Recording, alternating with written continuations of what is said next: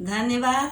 हम फेरो एकटा विषहारा माँ के गीत लऽ कऽ उपस्थित भेलहुँ हेँ एहि दुआरे जे बड़ गाछ तरमे जे छै से विषहरोके पूजा होइ छै। बरसाइतमे मधुश्रावणीमे तऽ होइते छै, अहूमे होइ छै। तऽ ताहि दुआरे हम सोचलहुँ जे कि एकटा विषहरो गीत हम अपन रचना कयल किया नहि अहाँ सबके सुना दी, जे अहाँ सबके नीक लागत, अहाँ सब गायब, विषहारा माँके मनायब आ विषहारा माँसँ जे छै से आशीष लेब। अहाँ सभक जुग जुग सोहाग बढ़ल रहत, बनल रहत, बढ़ैत रहत। एही शुभकामनाके साथ जे छै से सविता दाइके रचना कयल, सविता दाइके गायल आओर सविता दाइ अहाँ सबके सुना रहल छथि। सुनै जाउ, ठीक छै। नमस्कार, सबके शुभकामना, बहुत बहुत धन्यवाद। अहाँ सब जरूर सुनते छी, सुनब, ठीक छै ने। तऽ हम सुना रहल छी।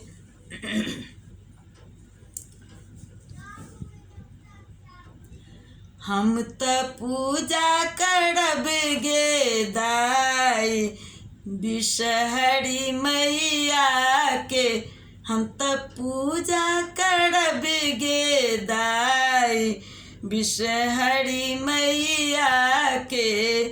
आऊ हे विषहरी बैसु को बड़े घरे, आऊ हे विषहरी बैसु को बड़े घर। हम तऽ दूध लाबा देब चढ़ाई पूजई बेरिया में, हम तऽ दूध लाबा देब चढ़ाई पूजई बेरिया में।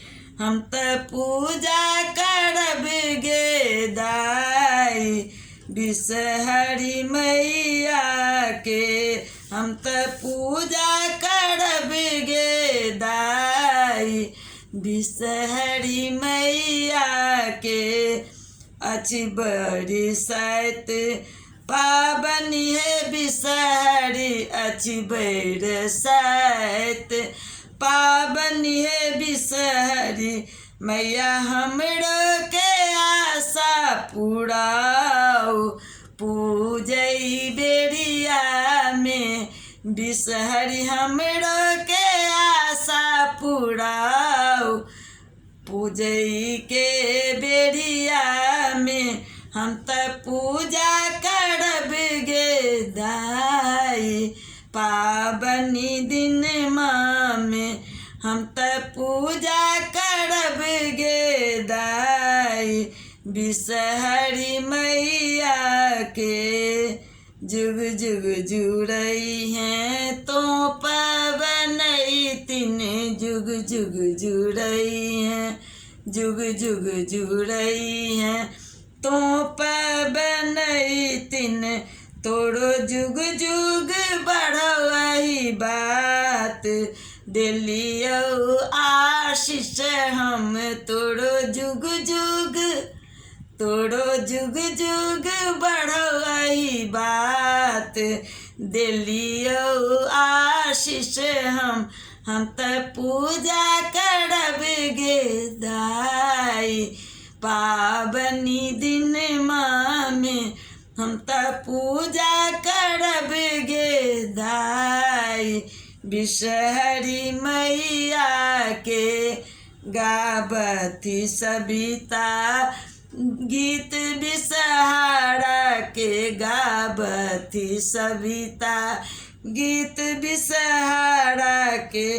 पूरल पबनैतिन के मन के आस पाबनि दिन में, पूरल पबनैतिन के मन के आस पाबनि दिन में।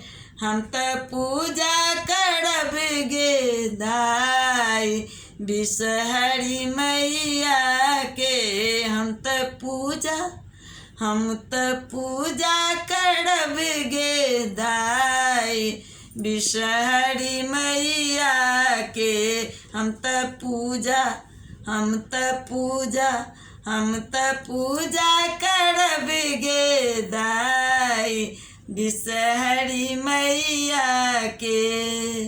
बिसहरी मैया के, बिसहरी मैया के। बहुत बहुत धन्यवाद। अहाँ सब सुनब, अहाँ सब गायब आ बिसहरी माता से खूब मोन से आशीर्वाद ले जाए। धन्यवाद।